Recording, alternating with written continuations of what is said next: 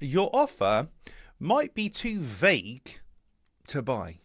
That's what we're talking about in today's episode 1091 of the Daily Sales Message podcast, where every single day I share a piece of simple and actionable advice that's designed to help you feel more confident and sell more stuff too.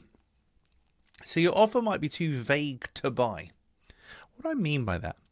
Well, the vagueness comes in places like, what do I get for the money? What do I actually get is a question that people are often asked. What do I actually get? How does it work? Who is this for? Often we can miss out and not correctly communicate the precise details that our buyers need to make their buying decision. And vagueness is a problem.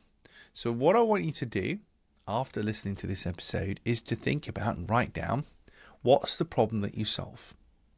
Who do you solve that problem for? And it could be more than one type of buyer, that's fine.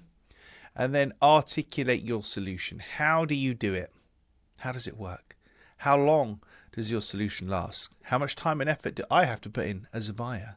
What's the ROI, the return on investment? What do I get back? What are the deliverables? What do I get for the money? There's quite a few different questions that your buyers are trying to answer. And most businesses don't really answer them at all, or they answer them accidentally and inconsistently. But trust me, selling is about communication. It's definitely not about techniques and trickery.